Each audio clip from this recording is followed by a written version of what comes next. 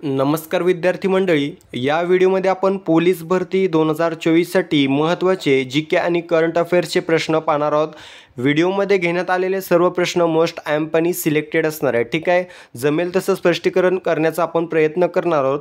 व्हिडिओच्या शेवटी या सर्व प्रश्नांची रिव्हिजन आपण ठेवलेली आहे, ती देखील पाहायची आहे, जेणेकरून हा व्हिडिओ पाहून तुम्हाला हे प्रश्न समजले की नाही हे तुम्हाला कळून जाईल। ठीक आहे, तर बघा, जास्त वेळ न घेता आपण लगेच व्हिडिओला सुरुवात करूया। या ठिकाणी प्रश्न पहिला आहे बघा, देवीच्या लशीचा शोध कोणत्या शास्त्रज्ञाने लावला? बऱ्याच वेळेला हा प्रश्न पोलीस भरतीत पडलेला आहे। देवीच्या लशीचा शोध कोणी लावलेला आहे? तर एडवर्ड जेन्नर। पर्याय क्रमांक ए, एडवर्ड जेन्नर या शास्त्रज्ञाने बघा देवीच्या लसीचा शोध लावलेला आहे। ठीक आहे, आता मित्रांनो, आपण कालच्या व्हिडिओमध्ये पाहिलेला आहे, कुष्ठरोगाचा जो काही कारक जीवाणू आहे, मायक्रोबॅक्टेरियम लेप्री असं त्याला म्हटलं जातं। ठीक आहे, कुष्ठरोग कशामुळे होतो? तर जीवाणू आहे ज्याचं नाव आहे मायक्रोबॅक्टेरियम लेप्री, त्याचा शोध कोणी लावलेला आहे? तर हॅन्सेन या शास्त्रज्ञाने त्याचा शोध लावलेला आहे। ठीक आहे, त्यानंतर बघा, रेबीज रोगावरील लसीचा शोध लुई पाश्चर या शास्त्रज्ञाने लावलेला आहे। कोणी? लुई पाश्चरने लावलेला आहे रेबीज या रोगावरील जी काही लस आहे तिचा। त्यानंतर बघा, वनस्पतींच्या पेशींचा शोध कोणी लावला? असा प्रश्न पोलीस भरतीत विचारला जातो। वनस्पतींच्या पेशींचा शोध कोणी लावला?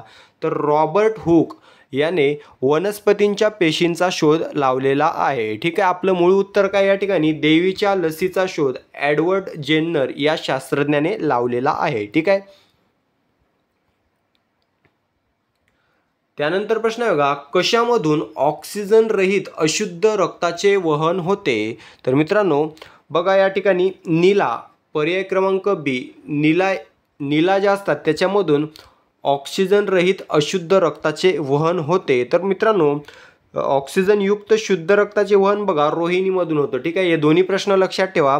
ऑक्सिजन युक्त शुद्ध रक्ताचे वहन हे रोहिणीमधून होते आणि ऑक्सिजन रहित अशुद्ध रक्ताचे वहन हे नीलामधून होते। ठीक आहे, दोन्ही प्रश्न महत्त्वाचे आहेत मित्रांनो। शेवटी ठेवलेली रिव्हिजन पहा, जेणेकरून तुम्हाला हे प्रश्न पूर्णपणे तोंडपाठ होऊन जातील। ठीक आहे, व्हिडिओ अर्ध्यामध्ये सोडू नका।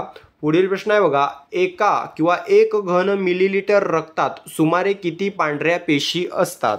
तर मित्रांनो, याचं योग्य उत्तर असणार आहे पर्याय क्रमांक बी, 8000। ठीक आहे, 1 घन मिलीमीटर रक्तामध्ये सुमारे बघा 8000 पांढऱ्या रक्तपेशी असतात। ठीक आहे, आणि जर विचारलं तांबड्या पेशी किती असतात? 1 घन मिलीलिटर रक्तामध्ये तांबड्या पेशी किती असतात? तर 50 लाख, सुमारे 50 लाख एवढ्या तांबड्या पेशी असतात। ठीक आहे, पांढऱ्या किती असतात? 8000। मित्रांनो, पांढऱ्या पेशींबद्दल एक प्रश्न विचारला जातो की खालीलपैकी कोणत्या पेशींना सैनिकी पेशी असं म्हटलं जातं? तर बघा, पांढऱ्या जे काही पेशी असतात त्यांना सैनिकी पेशी असं म्हटलं जातं, कारण या रोगजंतूंचा प्रतिकार करण्याचे कार्य आपल्या शरीरामध्ये करत असतात। ठीक आहे मित्रांनो, शरीरातील पेशींना ऑक्सिजनचा पुरवठा करण्याचे कार्य हे तांबड्या पेशींचे असते। हे देखील लक्षात ठेवायचं आहे। काय? शरीरातील पेशींना ऑक्सिजनचा पुरवठा करण्याचे कार्य हे तांबड्या पेशींचे असते। आपले मूळ उत्तर आहे बघा, 1 घन मिलीलिटर रक्तामध्ये सुमारे 8000 पांढऱ्या पेशी असतात। त्यानंतरचा प्रश्न आहे बघा, खालील कोणत्या भाषेला अभिजात भाषेचा दर्जा देण्यात आलेला नाही? खालीलपैकी कोणती भाषा अभिजात भाषा नाही? तर बघा, आपल्या महाराष्ट्राची मराठी ही जी भाषा आहे ती अभिजात भाषा नाही। अजूनपर्यंत मराठी भाषेला अभिजात भाषेचा दर्जा दिलेला नाही, त्यासाठी बरेचसे प्रयत्न चालू आहेत। ठीक आहे, अभिजात भाषेचा दर्जा मिळवून घेण्यासाठी। ठीक आहे मित्रांनो, प्रश्न रिलेटेड विचारला जाऊ शकतो, भारतामध्ये किती भाषांना अभिजात भाषेचा दर्जा प्राप्त आहे? तर बघा, एकूण 6 भाषा आहेत ज्यांना भारत सरकारने अभिजात भाषेचा दर्जा दिलेला आहे। त्यामध्ये तमिळ, संस्कृत, कन्नड, तेलुगू, मल्याळम व ओडिया या 6 भाषांचा समावेश होतो। ठीक आहे, रिपीट करतो बघा, तमिळ, संस्कृत, कन्नड, तेलुगू, मल्याळम व ओडिया या 6 भाषांना अभिजात भाषेचा दर्जा देण्यात आलेला आहे। मित्रांनो, अभिजात भाषेचा दर्जा प्राप्त करण्यासाठी अटी काय आहेत त्या पण लक्षात ठेवायच्या आहेत बघा। एक, ती भाषा प्राचीन व साहित्य श्रेष्ठ असावे. ठीक आहे, भाषा ही प्राचीन असावी आणि साहित्य तिचे श्रेष्ठ असावे. त्यानंतर भाषेचे वय 1.5 ते 2.5 हजार वर्षांचे असावे, म्हणजे ती भाषा 1.5 ते 2.5 हजार वर्ष जुनी असावी. त्यानंतर भाषेला स्वतःचे स्वयंभूपण असावे. ठीक आहे, भाषेला स्वतःचे स्वयंभूपण असावे. आणि शेवटचं आहे बघा, प्राचीन भाषा आणि तिचे आधुनिक रूप यांचा गाभा कायम असावा. या 4 अटी आहेत मित्रांनो अभिजात भाषेचा दर्जा प्राप्त करण्यासाठी. मित्रांनो, ज्या भाषेला अभिजात भाषेचा दर्जा प्राप्त होतो त्या संबंधित राज्याला बघा केंद्र सरकार त्या भाषेचा सर्वांगीण विकास करण्यासाठी भरपूर अनुदान उपलब्ध करून देत असते. ठीक आहे, आता आपल्याला कळलेलं आहे. तर मित्रांनो, याच्यावर रिलेटेड आपल्या मराठी भाषेसाठी प्रश्न विचारला जाऊ शकतो की मराठी भाषेला अभिजात भाषेचा दर्जा मिळवून देण्यासाठी महाराष्ट्र सरकारने कोणाच्या अध्यक्षतेखाली समिती नेमली होती? तर रंगनाथ पठारे. ठीक आहे, रंगनाथ पठारे हे नाव लक्षात ठेवा. यांच्या अध्यक्षतेखाली आपल्या मराठी भाषेला अभिजात भाषेचा दर्जा मिळवून देण्यासाठी महाराष्ट्र सरकारने समिती नेमली होती. नाव काय? रंगनाथ पठारे. ठीक आहे, तर आपल्या मराठी भाषेला अभिजात भाषेचा दर्जा अजून प्राप्त नाही आहे. ठीक आहे, 6 भाषा लक्षात ठेवायच्या आहेत ज्यांना अभिजात भाषेचा दर्जा प्राप्त आहे. त्यानंतरचा प्रश्न आहे बघा,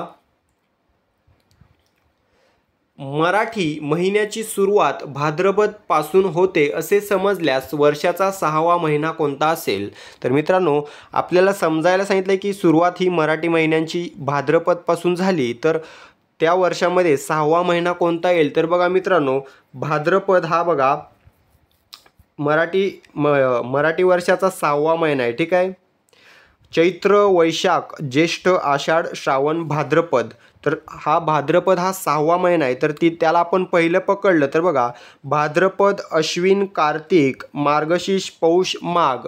तर माघ हा जो महिना आहे तो 6वा महिना येतो. ठीक आहे, माघ हे आपलं योग्य उत्तर असणार आहे, पर्याय क्रमांक सी. मित्रांनो, हे 12 महिने मराठीचे जे 12 महिने ते पाठ करून ठेवा. 2023च्या भरतीमध्ये 2-3 ठिकाणी या मराठी महिन्यांवर प्रश्न विचारण्यात आलेले आहेत. ठीक आहे, मराठी वर्षाचा पहिला महिना आहे चैत्र आणि शेवटचा महिना आहे फाल्गुन. ठीक आहे, पूर्ण महिन्यात बघा चैत्र, वैशाख, ज्येष्ठ, आषाढ, श्रावण, भाद्रपद, अश्विन, कार्तिक, मार्गशीर्ष, पौष, माघ, फाल्गुन हे 12 महिने पाठ करून ठेवा. मित्रांनो, याच्यावर परत प्रश्न येऊ शकतात, नंतर पश्चाताप करायला नको की आपण पाठ केले नव्हते म्हणून 1-2 मार्क गेलेले. ठीक आहे,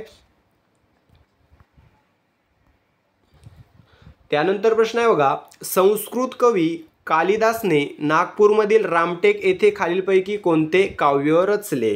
तर मित्रांनो, या ठिकाणी मेघदूत पर्याय क्रमांक सी, मेघदूत हे योग्य उत्तर असणार आहे.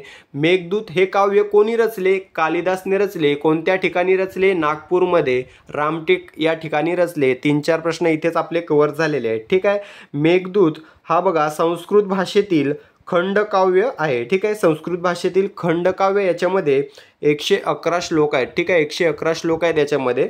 कोणी रचलेले? कालिदास याने रचलेले आहे. या ठिकाणी रामचरित मानस आहे बघा, तर याचे लेखक आहेत बघा तुलसीदास. हा प्रश्न पडलेला आहे सेपरेटली पोलीस भरतीमध्ये. रामचरित मानस हे कोणी लिहिलेले आहे? तुलसीदास यांनी लिहिलेले आहे. त्यानंतर प्रश्न आहे बघा, 4 मेट्रिक टन म्हणजे किती किलोग्रॅम? ठीक आहे, या ठिकाणी 4 विचारले, त्यासाठी आपल्याला 1 मेट्रिक टन म्हणजे किती किलोग्रॅम हे माहीत पाहिजे. तर बघा मित्रांनो, 1 मेट्रिक टन म्हणजे 1000 किलो. ठीक आहे, 1000 किलो म्हणजे 1 टन किंवा 1 मेट्रिक टन. तर 4 मेट्रिक टन म्हणजे किती? तर 4000. ठीक आहे, 1000 गुणिले 4 केलं तर 4000 उत्तर येईल आपलं. तर 4 मेट्रिक टन म्हणजे 4000 किलोग्रॅम होय. ठीक आहे मित्रांनो, लक्षात ठेवायचं आहे. 1 क्विंटल म्हणजे किती? 100 किलो. ठीक आहे, 1 क्विंटल म्हणजे 100 किलो आणि 1000 किलो म्हणजे किती? 1 टन. ठीक आहे, पुढील प्रश्न आहे, वैज्ञानिक दृष्टी, मानवतावाद आणि जिज्ञासू वृत्ती अंगी बाळगावी असे भारतीय घटनेत कोठे नमूद आहे? तर असे नमूद आहे बघा अनुच्छेद 51A पर्याय क्रमांक ए, कलम 51A किंवा अनुच्छेद 51A मध्ये असे नमूद आहे. काय? वैज्ञानिक दृष्टी, मानवतावाद आणि जिज्ञासू वृत्ती अंगी बाळगावे. ठीक आहे, 51A मध्ये असे लिहिलेले किंवा नमूद आहे. या ठिकाणी बघा अनुच्छेद 32 आहे मित्रांनो, प्रश्न विचारलेला आहे याआधी बऱ्याच वेळेला. डॉक्टर बाबासाहेब आंबेडकरांनी संविधानाचा आत्मा कोणत्या कलमास म्हटले आहे? तर बघा कलम 32 हे आहे, याला संविधानाचा आत्मा म्हटले जाते. ठीक आहे. या ठिकाणी कलम 21A आहे बघा, तर यामध्ये शिक्षणाचा हक्क नमूद करण्यात आलेला आहे, शिक्षणाचा हक्क. ठीक आहे. त्यानंतर अनुच्छेद 39A जो आहे तो बघा समान न्याय व कायदेविषयक मोफत सल्ला याची तरतूद या ठिकाणी आढळून येते. ठीक आहे. आपलं मूळ उत्तर आहे अनुच्छेद 51A. याच्यामध्ये वैज्ञानिक दृष्टी, मानवतावाद आणि जिज्ञासू वृत्ती अंगी बाळगावी असे नमूद करण्यात आले आहे. पुढील प्रश्न आहे बघा, थेट परकीय गुंतवणुकीत महाराष्ट्राचा देशात कितवा क्रमांक लागतो? तर मित्रांनो सलग दुसऱ्या वर्षी महाराष्ट्राचा देशामध्ये पहिला क्रमांक लागतो थेट परकीय गुंतवणुकीत. यालाच इंग्लिशमध्ये FDI म्हणजेच फॉरेन डायरेक्ट इन्व्हेस्टमेंट असं म्हटलं जातं. ठीक आहे. याच्यामध्ये आपल्या महाराष्ट्राचा सलग दुसऱ्यांदा देशामध्ये पहिला क्रमांक लागत आहे. ठीक आहे. त्यानंतर प्रश्न आहे बघा, पहिला आंतरराष्ट्रीय बटाटा दिन केव्हा साजरा करण्यात आला? तर मित्रांनो या ठिकाणी 30 मेला पहिला आंतरराष्ट्रीय बटाटा दिन साजरा करण्यात आलेला आहे. पहिल्यांदा केलेला आहे साजरा म्हणून हा प्रश्न आपण कव्हर करून घेतलेला आहे, विचारला जाऊ शकतो. ठीक आहे. पहिला आंतरराष्ट्रीय बटाटा दिन हा 30 मेला साजरा करण्यात आलेला आहे. मित्रांनो जागतिक तंबाखू विरोध दिन अलीकडे साजरा केलेला आहे बघा 31 मेला. ठीक आहे. दरवर्षी 31 मेला जागतिक तंबाखू विरोध दिन साजरा करण्यात येतो. ठीक आहे. जागतिक बटाटा दिन आता कधी असणार आहे? 30 मेला दरवर्षी. ठीक आहे. त्यानंतर प्रश्न आहे बघा, लिग्नोसॅट हा जगातील पहिला लाकडी उपग्रह कोणी तयार केलेला आहे? मित्रांनो जगातील पहिला लाकडी उपग्रह कोणता? तर लिग्नोसॅट हे नाव लक्षात ठेवायचं आहे. तर हा कोणी तयार केलेला आहे? जपान. ठीक आहे. जपानने तयार केलेला आहे. पर्याय क्रमांक D जपान या ठिकाणी योग्य उत्तर असणार आहे. जपानचे पंतप्रधान लक्षात ठेवायचे आहेत फुमियो किशिदा. ठीक आहे. फुमियो किशिदा हे सध्याचे जपानचे पंतप्रधान आहेत. राजधानी आहे टोकियो. चलन आहे येन. ठीक आहे. येन हे चलन आहे, जपानी येन हे जपानचे चलन आहे. त्यानंतर प्रश्न आहे, जैन धर्माच्या पवित्र ग्रंथास काय म्हटले जाते? तर मित्रांनो म्हटले जाते काय? अगमसूत्र. पर्याय क्रमांक A अगमसूत्र असं जैन धर्माच्या पवित्र ग्रंथास म्हटले जाते. अगमसूत्र लक्षात ठेवायचं आहे. या ठिकाणी गुरु ग्रंथ साहिब कोणाच्या धर्मग्रंथास म्हटलं जातं? तर बघा शीख धर्म जो आहे, शीख धर्माच्या धर्मग्रंथास म्हटलं जातं गुरु ग्रंथ साहिब शीख धर्माच्या. त्यानंतर बघा बौद्ध धर्माच्या धर्मग्रंथास म्हटलं जातं त्रिपिटक. कोणत्या? बौद्ध धर्माच्या. त्यानंतर बघा ख्रिश्चन धर्माच्या धर्मग्रंथास म्हटलं जातं बायबल. त्यानंतर हिंदू धर्माच्या धर्मग्रंथास म्हटलं जातं भगवद्गीता. आणि इस्लाम किंवा मुस्लिम धर्माच्या धर्मग्रंथास म्हटलं जातं कुराण शरीफ. ठीक आहे. हे सर्व लक्षात ठेवायचे आहे. 6चे 6 याच्यावर प्रश्न विचारले जाऊ शकतात. आपलं मूळ उत्तर आहे जैन धर्माच्या पवित्र ग्रंथास अगमसूत्र असं म्हटलं जातं. त्यानंतर प्रश्न आहे, हर्षकुमार जैन यांना भारताने कोणत्या देशाचे भारतीय राजदूत म्हणून नियुक्त केले आहे? तर हर्षकुमार जैन यांना भारत सरकारने बघा फिलिपिन्स या देशाचे भारतीय राजदूत म्हणून नियुक्त केलेले आहे. पर्याय क्रमांक D फिलिपिन्स या ठिकाणी योग्य उत्तर असणार आहे. फिलिपिन्स किंवा फिलिपाईन्स देखील म्हटलं जातं. राजधानी आहे मनिला. ठीक आहे. मनिला राजधानी आहे. चलन आहे फिलिपाईन पेसो. ठीक आहे. पेसो आपण पैसे म्हणतो तसंच पेसो हे फिलिपिन्स या देशाचे चलन आहे. सध्याचे राष्ट्राध्यक्ष आहेत बोंग मार्कोस. ठीक आहे. बोंग मार्कोस हे फिलिपिन्सचे सध्याचे राष्ट्राध्यक्ष आहेत.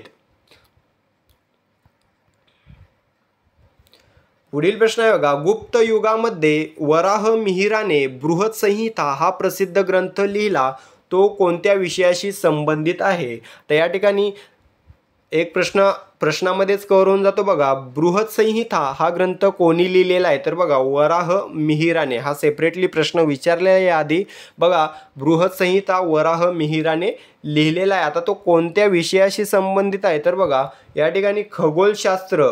पर्याय क्रमांक A खगोलशास्त्र हे योग्य उत्तर असणार आहे मित्रांनो. जर पर्यायामध्ये असेल ज्योतिषशास्त्र, तर ते योग्य उत्तर द्यायचे. ठीक आहे. विशेषतः ज्योतिषशास्त्राशी संबंधित हा ग्रंथ आहे बृहत्संहिता. ठीक आहे. खगोलशास्त्र आणि ज्योतिषशास्त्र हे लक्षात ठेवायचं आहे. वराह मिहिराने लिहिलेलं आहे हे लक्षात ठेवायचं आहे. कोणत्या ठिकाणी लिहिलेलं आहे? उज्जैन या ठिकाणी लिहिलेलं आहे. उज्जैन या ठिकाणी. ठीक आहे. त्यानंतरचा प्रश्न आहे बघा, अजिंठ्याचे चित्र काय दर्शवते? मित्रांनो, अजिंठ्यामध्ये बघा अजिंठा लेण्यांमध्ये जी काही चित्र आहेत ती काय दर्शवतात असा हा प्रश्न आहे. तर या ठिकाणी पर्याय क्रमांक सी जातक हे योग्य उत्तर असणार आहे. मित्रांनो, अजिंठा लेण्यावरील चित्रे ही प्रामुख्याने गौतम बुद्धांच्या जीवनावरील आधारित जातक कथांचे चित्रण करतात. ठीक आहे. अजिंठा लेण्या मित्रांनो संभाजीनगर या जिल्ह्यामध्ये आहेत. ठीक आहे. छत्रपती संभाजीनगर या जिल्ह्यामध्ये अजिंठा या लेण्या आहेत. मित्रांनो, एकूण किती बौद्ध लेण्या आहेत? तर बघा 29. ठीक आहे. एकूण लेण्यांची संख्या किती आहे? 29 एवढी संख्या आहे. हा प्रश्न विचारला जाऊ शकतो. तर 29 हा आकडा लक्षात ठेवायचा आहे. ठीक आहे. काय दर्शवतात चित्र अजिंठ्याचे? तर जातक. त्यानंतर प्रश्न आहे बघा, अद्वैत तत्वज्ञान खालीलपैकी कोणी दिले? मित्रांनो, अद्वैत तत्वज्ञान किंवा अद्वैत वेदांत कोणाशी संबंधित आहे असा प्रश्न विचारला जाऊ शकतो. ठीक आहे. अद्वैत वेदांत. तर बघा, अद्वैत तत्वज्ञान किंवा अद्वैत वेदांत हे बघा या ठिकाणी शंकराचार्य यांनी दिलेले आहे. ठीक आहे. शंकराचार्य यांना बघा आदिशंकर किंवा आदिशंकराचार्य असं देखील म्हटलं जातं. तर यांनी अद्वैत तत्वज्ञान दिलेले आहे. ठीक आहे. तर मित्रांनो, आता बघा या ठिकाणी आपले 40 ते 50 प्रश्न कव्हर झालेले आहेत आतापर्यंत. ठीक आहे. व्यवस्थित स्पष्टीकरण सहित ज्यांनी ऐकलं असेल मन लावून त्यांना सर्व समजलेलं आहे. जेव्हा तुमच्यासमोर याच्याशी रिलेटेड एखादा प्रश्न पडेल तर तुम्ही बरोबर उत्तर देणार आहे. ठीक आहे. तर मित्रांनो, हे 16 प्रश्न जे आहेत त्यांची आपण रिव्हिजन मारून घेऊया. 16 प्रश्नांची रिव्हिजन बघायची आणि 16 पैकी किती योग्य उत्तरं तुम्हाला द्यायला जमली ते आपल्याला कमेंट करून सांगायचं आहे. मित्रांनो, दररोज जे व्हिडिओ आपले पाहत आहेत ते विद्यार्थी बरेच कमेंट करत आहेत. ठीक आहे. सर 16 पैकी 16 मिळालेले आहे. मित्रांनो, तर बघा त्यांचा अभ्यास आपल्या चॅनलमार्फत योग्य पद्धतीने होत आहे मित्रांनो, आणि त्यांना व्हिडिओ देखील आवडत आहे. तर सर्वांनी रिव्हिजन पाहून 16 पैकी किती उत्तरं बरोबर आली ते आपल्याला कमेंट करायचं आहे. चला तर रिव्हिजनला सुरुवात करूया. या ठिकाणी बघा प्रश्न पहिला आहे, देवीच्या लसीचा शोध कोणत्या शास्त्रज्ञाने लावला? योग्य उत्तर असणार आहे पर्याय क्रमांक ए एडवर्ड जेन्नर. त्यानंतरचा प्रश्न आहे बघा, कशामधून ऑक्सिजन रहित अशुद्ध रक्ताचे वहन होते? याचं योग्य उत्तर आहे पर्याय क्रमांक बी नीला. त्यानंतरचा प्रश्न आहे, एका घन मिलीलिटर रक्तात सुमारे किती पांढऱ्या पेशी असतात? याचं योग्य उत्तर आहे पर्याय क्रमांक बी 8000. त्यानंतरचा प्रश्न आहे, खालील कोणत्या भाषेला अभिजात भाषेचा दर्जा देण्यात आलेला नाही? याचं योग्य उत्तर आहे पर्याय क्रमांक सी मराठी. त्यानंतर प्रश्न आहे, मराठी महिन्याची सुरुवात भाद्रपद पासून होते असे समजल्यास वर्षाचा 6वा महिना कोणता असेल? याचं योग्य उत्तर आहे पर्याय क्रमांक सी माघ. पुढील प्रश्न आहे, संस्कृत कवी कालिदासने नागपूरमधील रामटेक येथे खालीलपैकी कोणते काव्य रचले? याचं योग्य उत्तर असणार आहे पर्याय क्रमांक सी मेघदूत. पुढील प्रश्न आहे, 4 मेट्रिक टन म्हणजे किती किलोग्रॅम? याचं योग्य उत्तर असणार आहे पर्याय क्रमांक बी 4000 किलोग्रॅम.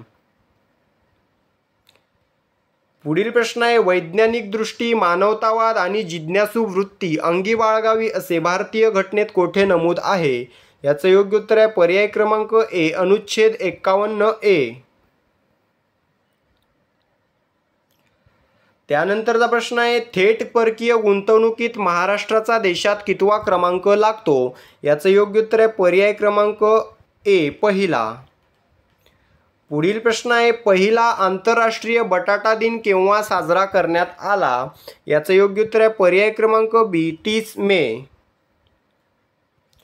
त्यानंतरचा प्रश्न आहे, लिग्नोसॅट हा जगातील पहिला लाकडी उपग्रह कोणी तयार केला आहे? याचं योग्य उत्तर आहे पर्याय क्रमांक डी जपान. त्यानंतर प्रश्न आहे, जैन धर्माच्या पवित्र ग्रंथास काय म्हटले जाते? याचं योग्य उत्तर आहे पर्याय क्रमांक ए अगम सूत्र. त्यानंतरचा प्रश्न आहे, हर्ष कुमार जैन यांना भारताने कोणत्या देशाचे भारतीय राजदूत म्हणून नियुक्त केले आहे? याचं योग्य उत्तर आहे पर्याय क्रमांक डी, फिलिपिन्स.